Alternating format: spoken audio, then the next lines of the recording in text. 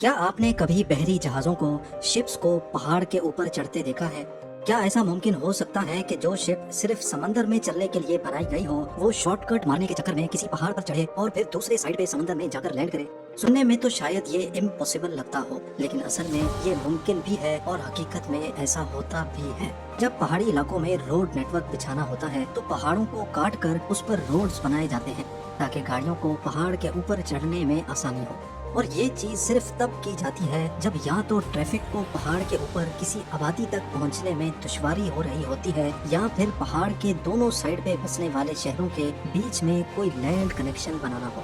अब जिस तरह हमें जमीनी रास्तों में शॉर्टकट की जरूरत पड़ती है, इसी तरह समंदर में भी कई ऐसे मकामात हैं जहां शिप्स को एक पोर्ट से दूसरे पोर्ट तक पहुंचने के लिए बहुत लंबा चक्कर लगाकर जाना पड़ता है, जबकि इन दोनों पोर्ट्स के दरमियान का फासला बहुत ही कम होता है।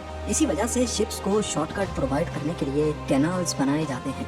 करीब 160 साल पहले तक चाइना से निकलने वाली शिप्स को यूरोप तक पहुंचने के लिए साउथ चाइना सी से होते हुए बे ऑफ बंगाल, फिर इंडियन ओशन से होते हुए मेडागास्कर और ये पूरा कॉन्टिनेंट बाईपास करके यूरोप तक पहुंचना पड़ता था। ये पूरा सफर 24,000 किलोमीटर लंबा था, जिसमें वक्त भी ज्यादा लगता था और जाहिर है पैसा भी। इस सफर को कम करने के लिए शिप्स के पास दूसरा ऑप्शन भी होता था, लेकिन वो रास्ता ईस्ट चाइना सी से होता हुआ रशिया को बाईपास करके ईस्ट साइबेरियन सी से गुजरता था। कंपैरिजन किया जाए तो ये रास्ता पूरे 11,000 किलोमीटर छोटा था, लेकिन उसके बावजूद भी शिप्स ईस्ट चाइना सी का रास्ता अवॉइड करती थी। इस रास्ते में मसला ये था कि साल में कई महीनों तक यहाँ समंदर में बर्फ जमी रहती है, और बर्फानी तोते एक ऐसी चीज होती है जिसको शिप्स हर सूरत में अवॉइड करना चाहती हैं। अब इस मसले को हल करने के लिए और समंदर में शॉर्टकट बनाने के लिए ईयर 1859 में सुएज कैनाल बनाया गया। 150 किलोमीटर लंबे इस कैनाल ने अरेबियन सी को बड़ी आसानी से मेडिटेरेनियन सी से जा मिलाया, और जो सफर अफ्रीकन कॉन्टिनेंट से घूमकर 24,000 किलोमीटर में तय किया जाता था, वो इस सुएज कैनाल के जरिए सिर्फ 13,000 किलोमीटर में पूरा किया जाने लगा। सुएज कैनाल की कामयाबी देखकर अमेरिकन शिपिंग कंपनीज को भी इसी किस्म के कैनाल की जरूरत महसूस होने लगी, क्योंकि ईस्ट अमेरिका से वेस्ट अमेरिका या फिर वेस्ट अमेरिका से यूरोप जाने के लिए शिप्स को साउथ अमेरिकन कॉन्टिनेंट से घूम कर जाना पड़ता था। लिहाजा नॉर्थ और साउथ अमेरिका को कनेक्ट करने वाला ये लैंड कनेक्शन जहाँ पनामा मौजूद है, यहाँ भी एक कैनाल बनाने का फैसला किया गया, जिसको आज पूरी दुनिया पनामा कैनाल के नाम से जानती है। लेकिन सुएज की तरह पनामा से कैनाल निकालना कितना कठिन होगा, ये किसी के फहमो गुमान में भी नहीं था। जहां सुएज में कैनाल को खोदना काफी आसान था, क्योंकि वहां की जमीन का लेवल समंदर के लेवल से सिर्फ चंद फीट ही ऊंचा था, और वहां की जमीन भी रेतीली हुआ करती थी। वहीं पनामा के कैनाल को खोदना इम्पॉसिबल था, और इसकी सबसे बड़ी वजह यहाँ मौजूद ऊंचे ऊंचे पहाड़ और इन पहाड़ों के अंदर ठोस पत्थर थे। यहाँ कैनाल खोदने का मतलब ये था कि 500 मीटर ऊंचे पथरीले पहाड़ों को समंदर के लेवल तक डीप खोदा जाए। आखिरकार ईयर 1876 में ये मुश्किल तरीन चैलेंज एक फ्रेंच कंपनी ने अपने सर ले लिया। कंस्ट्रक्शन वर्कर्स को न सिर्फ यहाँ पत्थरों को काटना था, बल्कि जंगलात में मौजूद जहरीले और जानलेवा कीड़ों से भी अपनी जान बचानी थी। अभी काम स्टार्ट हुए चंद साल ही गुजरे थे कि मच्छरों के काटने से वर्कर्स में एक अजीब बीमारी फूट पड़ी। ये बीमारी इतनी खतरनाक थी कि एक एक करके वर्कर्स की मौत होने लगी, और मामला आखिरकार इस हद तक पहुंच गया कि 5,600 वर्कर्स इस बीमारी की लपेट में आकर अपनी जान से हाथ धो बैठे। फ्रेंच कंपनी बैंकरप्ट हो गई और प्रोजेक्ट को छोड़कर उल्टे पांव भाग निकली। ईयर 1904 में अमेरिकन जब यहाँ आए तो उन्होंने पनामा कैनाल की इम्पोर्टेंस को समझते हुए एक बार फिर से इस प्रोजेक्ट को कंप्लीट करने की कोशिश की।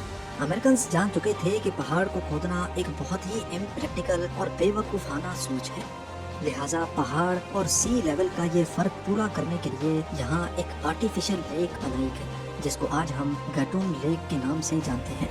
इस लेक के एक हिस्से से कैनाल खोदकर अटलांटिक ओशन तक लाया गया, जबकि दूसरा हिस्सा पैसिफिक ओशन तक पहुंचाया गया।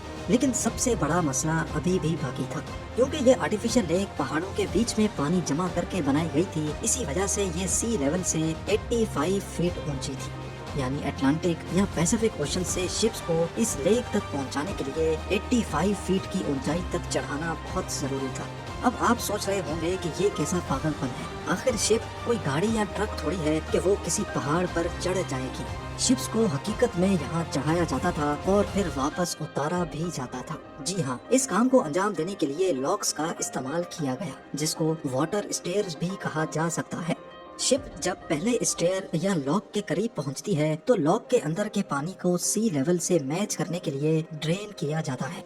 जब पहले लॉक का वाटर लेवल समंदर के लेवल जितना हो जाता है तो लॉक को खोल दिया जाता है और शिप अब पहले लॉक के अंदर चली जाती है। ये काम एक टग बोट या फिर टग ट्रेन की मदद से किया जाता है। शिप जब पहले लॉक में आ जाती है तो पहला लॉक दोबारा बंद कर दिया जाता है। इसी तरह पहले लॉक से दूसरे लॉक तक शिप को ऊपर चढ़ाने के लिए दूसरे लॉक का पानी ड्रेन होकर पहले लॉक में डाला जाता है। जब दोनों लॉक्स का वाटर लेवल बराबर हो जाता है फिर बीच का गेट ओपन हो जाता है और शिप अब दूसरे लॉक में पहुंच जाती है और इसके साथ ही दूसरे लॉक का गेट दोबारा बंद हो जाता है। इसी तरह लेक का पानी दूसरे लॉक में भरा जाता है और जब सेकंड लॉक का वाटर लेवल गैटून लेक के लेवल से मैच कर जाता है तो फिर तीसरा गेट खोला जाता है और ऐसे शिप गैटून लेक में तैरना शुरू हो जाती है। तकरीबन 30 किलोमीटर चौड़ी लेक को पार करने के बाद एक बार फिर से लॉक्स का सिलसिला शुरू हो जाता है और जिस तरह शिप्स को ऊपर किया गया था उसी तरह अब लॉक्स को इस्तेमाल करके शिप को पैसिफिक ओशन के लेवल तक पहुंचाया जाता है। पनामा कैनाल इंजीनियरिंग हिस्ट्री का एक ऐसा जेवर है जिसके बिना आज शिपिंग इंडस्ट्री बिल्कुल खोखली है। इसके जरिए न सिर्फ वेस्टर्न यूएस पोर्ट्स यूरोप के करीब हो जाते हैं बल्कि ईस्ट यूएस पोर्ट्स भी एशिया के करीब हो जाते हैं। कार्गो शिप्स को ये फैसिलिटी इस्तेमाल करने के लिए और महीनों का सफर दिनों में कंप्लीट करने के लिए टोल टैक्स भी अदा करना पड़ता है। हर 20 फुट कंटेनर के बदले $60 शिपिंग कंपनीज को टोल टैक्स की मद में अदा करने होते हैं।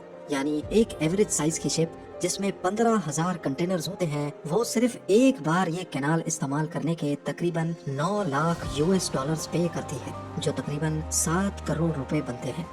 पनामा कैनाल पूरी दुनिया की शिपिंग इंडस्ट्री के लिए इतना इम्पोर्टेंट हो चुका है कि नई मैन्युफैक्चर होने वाली शिप्स की साइज को पनामा कैनाल के इन लॉक्स की साइज के हिसाब से बनाया जाता है। 2016 में एक्स्ट्रा लार्ज कार्गो शिप्स के लिए पनामा कैनाल के लॉक्स की साइज को बढ़ाया गया। ये चेंज सिर्फ पनामा कैनाल की हद तक ही महदूद नहीं थी बल्कि न्यू जर्सी स्टेट को $1.7 बिलियन खर्च करके उन तमाम ब्रिजेस की ऊंचाई को भी बढ़ाना पड़ा जहां से इन एक्स्ट्रा लार्ज शिप्स को गुजरना था।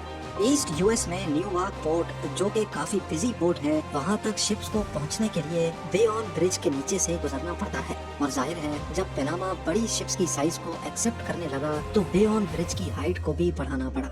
इसके साथ साथ ईस्ट यूएस में जो पोर्ट सिटीज डीप वाटर पे नहीं है वहाँ डायरेक्ट बड़ी कार्गो शिप्स नहीं पहुँच सकती। उसके लिए कैरेबियन में ही ट्रांस शिपमेंट हब्स बनाए जा रहे हैं। यानी अगर बड़ी कार्गो शिप डायरेक्ट पोर्ट तक नहीं पहुँच सकती तो पहले वो इन आइलैंड्स पर मौजूद ट्रांस शिपमेंट हब्स पे अनलोड होंगी, उनका कार्गो छोटी शिप्स में दोबारा लोड किया जाएगा और फिर वो शैलो वाटर पोर्ट सिटीज तक कार्गो को लेकर जाएंगी। एक तरह से देखा जाए तो पनामा कैनाल पूरी दुनिया के लिए इतना इम्पोर्टेंट हो चुका है कि अगर यहाँ छोटी सी भी गड़बड़ हुई तो इसका नुकसान पूरी दुनिया को कई सालों तक भुगतना पड़ सकता है। इसका अंदाजा आप इस बात से लगा लें कि 2021 में एक कंटेनर शिप सुएज कैनाल में सिर्फ 6 दिन तक फंसी रही थी और इसकी वजह से यहाँ की सारी ट्रैफिक जैम हो गई। 6 दिन के बाद कैनाल को तो क्लियर करवा लिया गया, लेकिन इस हादसे की वजह से शिपिंग इंडस्ट्री को $60 बिलियन यानी 4,680 अरब रुपयों का नुकसान उठाना पड़ा। अगर आपको ये वीडियो पसंद आई है तो इसे लाइक और चैनल को सब्सक्राइब जरूर कर दें।